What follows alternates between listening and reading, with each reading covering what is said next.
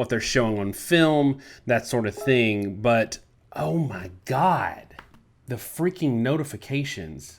I'm about to lose my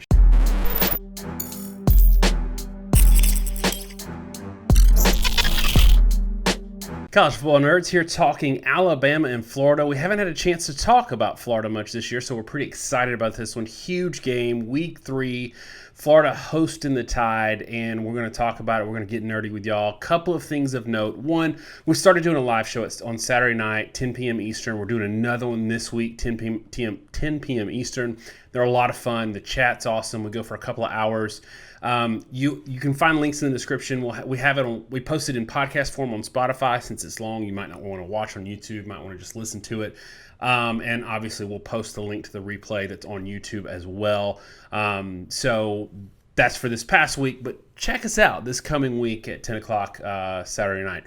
Second thing, as y'all know, in the comments, give us your score for this game. Let us know what you think is going to happen in this game, and we'll mix it up there with you. And Florida fans, maybe some of you are back from having seen us, maybe not in a while. Remember, like, subscribe, hit the notification bell. It helps us out a ton, and want to keep bringing y'all content. All right, Josh, obviously a huge game, and we've seen both teams have kind of two tune-up games. I know Miami is kind of a big name, but they're probably not great. And even if they are great, they were completely outmatched in that game. Not a lot of great scheme fits for them.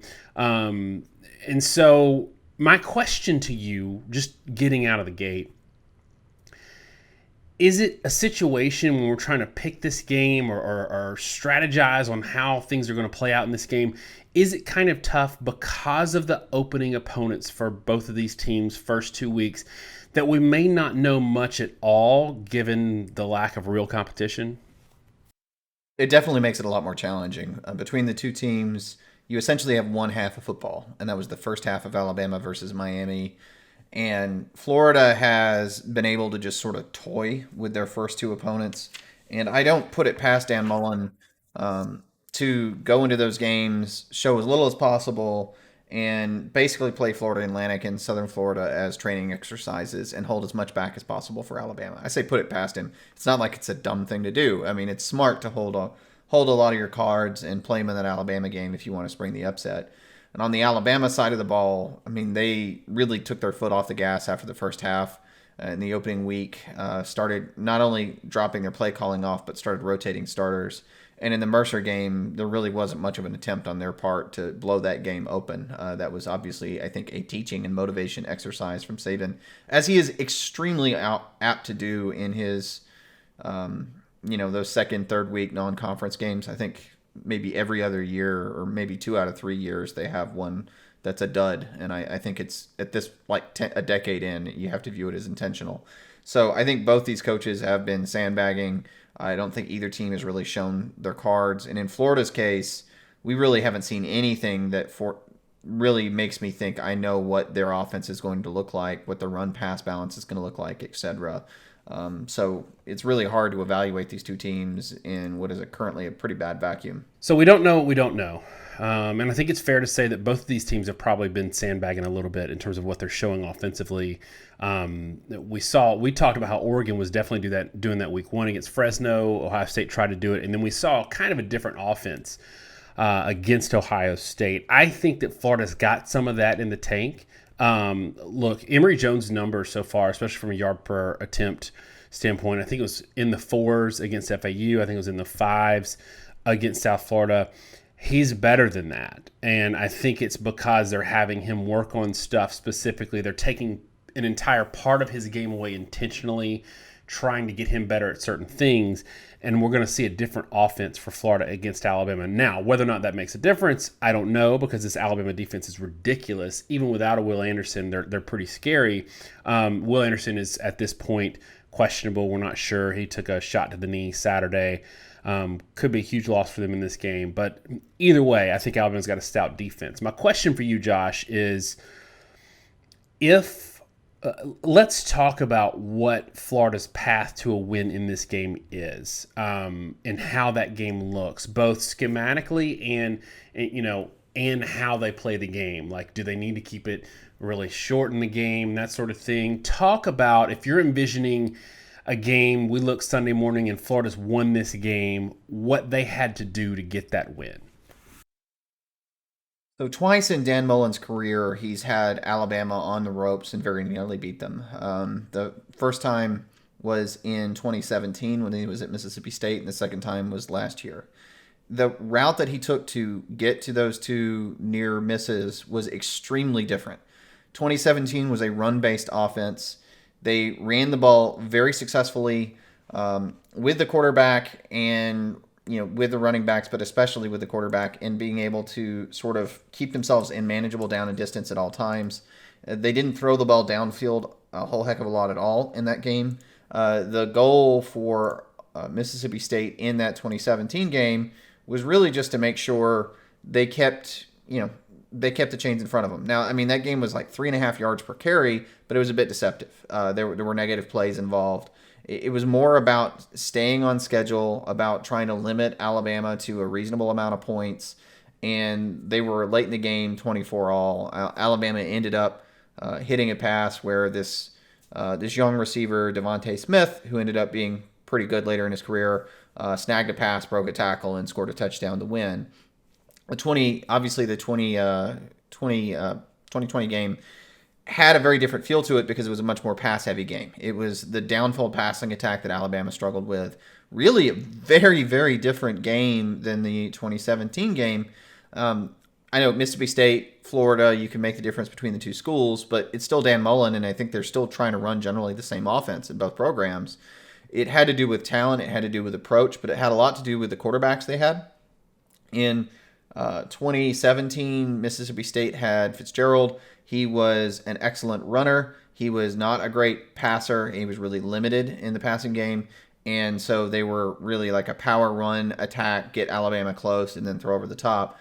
And in 2020, they passed to set up the run. Trask is not a great runner. They had excellent receivers, and so they leveraged that talent advantage. So those are, I think, really two ways you can attack Alabama. And if I were to say how Florida is built this year, they're built a lot more like that 2017 team at Mississippi State, but probably a better version of it, right? They have quarterbacks that are really athletic. They're both more athletic than Fitzgerald. I don't know that they're more powerful. I know Richardson's a big guy, but that's more to do with the fact that Fitzgerald was like a fullback quarterback. But they're probably, especially Jones, is probably a more accurate passer than Fitzgerald, and I would think Richardson may well be too. Fitzgerald was not a great passer. And so you've got that, and then the surrounding talent, the receiving core, that kind of thing is a lot better than what was at Mississippi State. So I think that's the mold they have to go in. It's not last year's Florida team, which was built in a very different fashion. I think it's going to be more of a traditional Dan Mullen running quarterback, run spread passing attack, run to set up the pass, and use a lot of short passing game concepts and hope for explosive plays where you get a quick pass, you break one tackle, and because the safety's up, you end up with a big play. And we did see Alabama a little bit susceptible to the big play in the second half of their game yesterday against Mercer. Some of that was backups. So there's really, again, hard to know whether or not they're going to be open to that. But Richardson does bring that big play ability. I hope he's healthy. I think he pulled up hamstring there at the end on that long run. So hopefully he's okay. You've got one potentially huge injury on that side in terms of what they can do with their scheme, and then one for Alabama that we already talked about with Will Anderson. I agree with you on kind of their approach. I do think that Dan Mullen's going to shorten this game. He didn't really do that because he knew that he could put up a ton of points in the SEC championship game. He didn't really do that. He didn't worry about the clock and about keeping it short. But, man, I think against this Alabama team, from what we've seen so far and what we know about them, we probably are going to see something like that. Now, on the flip side, for Alabama, do you have any concerns about, like, maybe they aren't this Death Star world beater because of what we saw against Mercer, because of the clunky start in the first quarter? Or do you really have supreme confidence in Bryce Young and these new wide receivers and this maybe some issues on the offensive line? Do you have supreme confidence in that without having to see them do it against a really good team to this point? Miami is not an elite team. The Appalachian State game showed that they have a lot of flaws. Now, Appalachian State is frequently a ranked team. They're not a bad team by any measure. They've got Chase Bryce, backup quarterback from Clemson from a few years ago that kind of saved them as their starting quarterback. That was a good team, but it showed that Miami's maybe borderline ranked team. I think that's about the best you can expect from them. I don't take a lot from the Mercer game. Like I said, there's way too much history with Saban sandbagging those games against a Western Kentucky or a UT Chattanooga or Tulane or whoever. They've had a whole history of those. I am a little concerned by the fact that when I watched the early part of that game, they were giving up a lot of pressures in the offensive line where it seemed like they weren't really on the same page. I know they've had a lot of injuries in the offensive line. They're still out there starting right tackle as far as I'm aware. And they've had, I think, a guard in and out of the lineup. It's a little unclear because, that was true before the starting week. It's really unclear if this was ever supposed to be the starting lineup and just how much it's shuffled. But I'm not super concerned, but I don't think it's a slam dunk either that they're going to score 40 points at will against everybody they play. That may have had to do a lot with Miami, and there may be certain things that teams are able to exploit, especially now that they've got film. Yeah, for me, the thing I will say that it looks like Bryce Young has a pretty decent command of the offense, and they're not just relying on chunk plays like we had this criticism of Michigan, of Ohio State, that like these offenses are needing a 60-yard run or a 70-yard pass to really get some points on the board. So that's encouraging. I'm a little concerned about the run game, but you and I noticed in the game against Mercer, they didn't run to the left side at all. Like they had one run late to Trey Sanders, and he popped it for like 20 yards. So I think that that's something that is really just sandbag city. So when we're talking about the fact that maybe both of these teams have been really just playing to work things out, treating these first two games kind of like spring games. Who do you think is the key matchup, or where do you think the key matchup is for Florida? Again, if we're talking about them getting a win, Alabama fans, don't worry, we're going to do them next. Where can they potentially take advantage of an Alabama where there's a deficiency? Is it maybe that run game that would force it to be on Bryce Young, or is it something defensively that you've seen that maybe they can exploit? Again, the biggest key for Florida, if they want to be able to win the game, is that Florida needs to be able to run the ball. If you were to talk about where Florida has an advantage in the game, I think it would have to be outside pass rushers in Brenton Cox and Zachary Carter. They've got good outside pass rushers, and I think Alabama is pretty unproven, especially on the right side of the line. And I think Bryce Young has a tendency to hold the ball too long, which we saw early in the Mercer game. So I think that's really the biggest disadvantage for Alabama, and the biggest area where maybe Florida has a major advantage. And maybe this is the point where we turn it around a little bit. The key for Florida is whether or not they can actually get those running quarterbacks to be successful in their offense and to be able to leverage Alabama. And I think the biggest concern I have is that there's this narrative that Alabama struggles with mobile quarterbacks. And I know you've had this soapbox a lot over the years. That narrative is really overly simplistic. Alabama's had trouble with mobile quarterbacks, but the quarterbacks are all really good passers. And where I'm concerned, if I'm Florida, is it's really the offensive side of the ball, because this Alabama defense, it's Georgia and Alabama 1A, 1B right now, and who's the better defense. But they are extremely good. And Florida has really come out to slow starts, hasn't looked great. They didn't have an offensive line that got a lot of push last year, and they're actually rebuilding a little bit on top of that this year. And I'm not really sure where Florida has advantages on the offensive side of the ball versus Alabama defensively. They're not alone in this. There are not many teams in the country that are going to have any unit at any level that is better than the opposing unit Alabama has. It's going to be about just trying to eke out points where you can and hope you have a bad day defensively for Alabama. But the one area Florida has is really athletic quarterbacks. I'm just not sure if the passing component there is good enough. And I'm not sure that the narrative that you can win by just running the quarterback is really true if there's not a real passing game. And I don't know if you maybe want to comment on that and your thoughts on it. Yeah, we saw this a lot with this narrative comes up all the time. And for me, yes, Alabama struggles with Heisman-winning mobile quarterbacks. On the flip side, real quick, Josh, do you think that there's a potential for Alabama to really feel the loss of Allen, given that Sanders is actually an upgrade in pass coverage? He's an upgrade dropping back and covering even wide receivers and catching back or running backs out of the backfield and passing game. He's a downgrade in setting the edge, and you've got these physical, big, mobile quarterbacks, and you're not setting the edge as well. Is that a potential concern, or is it that Alabama's defense, just some of its parts, really can absorb that deficiency? I think it's a concern. So if you want to talk about teams that have given Alabama issues, one big example, maybe the exception to the mobile Heisman winner example, is the 2013 Auburn team. Now, that game was interesting because Auburn didn't actually move the ball very well at all. If you look at the stat line, they had a handful of plays to put together, and they got off a couple RPO shots on Alabama. But one thing they were able to do, and then Oklahoma was able to do in 2013, was get the edge on Alabama. They didn't have great safety play that year. They didn't have particularly good outside linebackers. And something I've noticed about the way Florida has built their roster in their opening games, it's a little subtle. They've gone really big. So they ran a lot of receiver screens to Justin Shorter. Do people realize how odd that is? I mean, Shorter's 6'5", 227. He's not normally the guy you throw the ball to on a screen. He's kind of had a hard time in his career because he's almost like an undersized tight end. Hasn't quite panned out the way people expected. But his comp is that he's maybe a B- version of Pitts, if he can quite take that next step in terms of polish. But he's not typically the guy you'd throw the ball to on a screen. It's more of a Tony. Where I think they're going is they're trying to establish, we'll throw to these guys, but what they really want to do is put out a lot of size on the perimeter and run laterally a lot behind those guys, and then occasionally take deep shots in man coverage where they have a height advantage.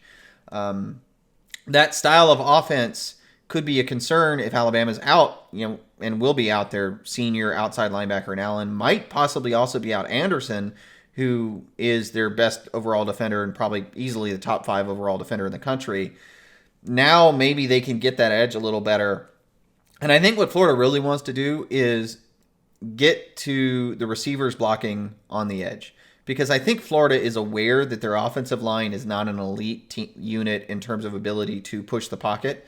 So I think what they want to do is, especially if you have a mobile quarterback, it gets really easy.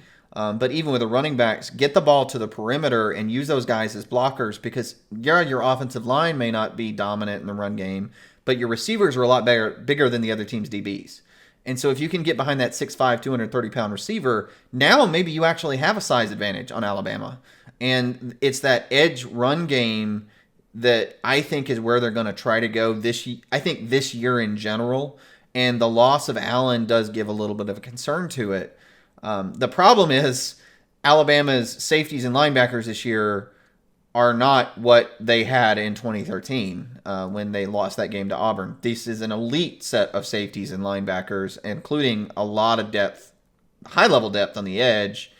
I don't know that Florida's going to have an advantage. It's definitely a loss for Alabama that they don't have Allen versus Sanders in this game this early, but I still think they've got the advantage on the edge. It's just something where it's maybe closer to an even matchup, and it's somewhere where maybe Florida's going to try to live.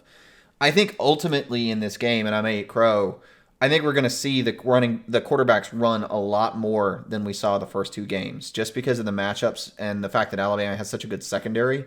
I don't think Florida is going to try to be pass happy and a pocket passing team like they looked the first 2 weeks. I think this is going to be much more a zone run, quarterback rollout game, and they're going to have a lot of RPO shots on the edges to try to create conflict on the corners, throw into their big targets downfield and man coverage, and they're going to just try to rack up some points and contain Alabama's offense.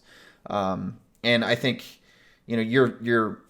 my opinion, your evaluation of how this game's going to go is whether you think that strategy is going to be successful for Florida, and whether you think Florida's defense is going to take a significant step forward, or Alabama's offense a step back, such that they can contain the Alabama offense. Yeah, and I think that, and this is where we get into really the crux of what I think about the game.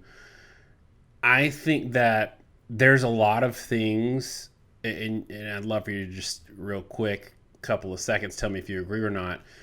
There's a lot of things that Florida's going to do in this game because out of necessity, in terms of scheme fits, that they have to do that aren't going to work against Alabama that absolutely will work against other teams. Yes or no? Yeah, I agree with that. Yeah, so I think that, and I'll get into my pick a little bit here and talk a little bit about what I think about Alabama and what we've seen so far, because we haven't touched on it too much. of the new batch of quarterbacks right now, it looks like Bryce Young is ahead of the CJ Strouds and the DJUs in terms of within the scheme and command of the offense and that sort of thing. I hope Alabama doesn't have to go to their backup quarterback because that situation looked pretty dire yesterday. If Richardson's healthy, I think he can stress Alabama a little bit, but that's not a consistent. That's not a recipe for a consistent offense throughout the day. That means they might can get some points, but I don't know that they're going to keep Alabama from scoring. I think we saw Alabama. People are going to look at the Alabama-Miami score, which I think was like 44 or 48-14. And if this game is similar, people are going to think that Miami and Florida are similar, not realizing that Alabama could have scored 65 points against Miami if they wanted to. And they probably could have held them to 7 points if they wanted to. So from that standpoint, I think it's going to look a little bit like that game in the final score, but not. But these teams are pretty far apart in terms of quality. I think the road thing has the potential to rattle Alabama early, but these skill players at wide receiver look so good and that they haven't dropped off much from last year.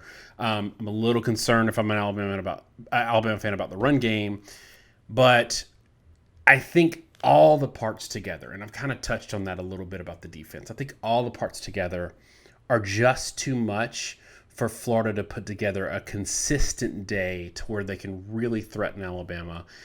And at some point, Alabama's going to get a lead, knowing that Florida's not got the same threat that they had in the SEC championship game, and kind of take the air out of the ball. So give me Alabama 37 and Florida 20. Tell me what you got. Ultimately, I think the problem for Florida is that they're just not really built to handle this type of team right now. I don't know quite what we'll see from the defensive side of the ball for Florida. They've got a lot of rebuilt pieces, and the teams they played, frankly, aren't good enough to set it up. I mean, yes, they look better against South Florida. The South Florida line was higher than the FAU line for a reason. It's a particularly bad team. Lost 45-0 to NC State in their opener. I personally think that we're going to see a similar defensive performance from Florida against Alabama as we saw in the championship game, with a much reduced offensive effectivenness. And when you go back and look at Dan Mullen's time at Mississippi State, and I'm looking at that because I think with the quarterback personnel and how he's built the roster now in his, I think, fourth year, right? Fourth year, you're starting to see a much more similar team stylistically to Mississippi State. And in those 9 years he was there, he kept the game within 10.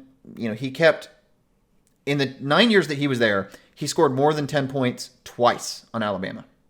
2 out of 9 times he managed to score more than 10 points. And the narrative of the mobile quarterback really falls apart because he had mobile guys a lot. He had this guy named Dak Prescott for like 4 years there, and he wasn't really successful but one time, and in that it was a 5-point win that was actually a last-second backdoor cover. So I just don't think they're going to move the ball very successfully. I think if Richardson was 100% healthy, I'd have a slightly different feel, but any sort of injury to him is going to limit him a little bit, and I think his downfield passing ability maybe a little more Blake Sims-like than people want to acknowledge right now. And frankly, the fact that he's not starting tells me.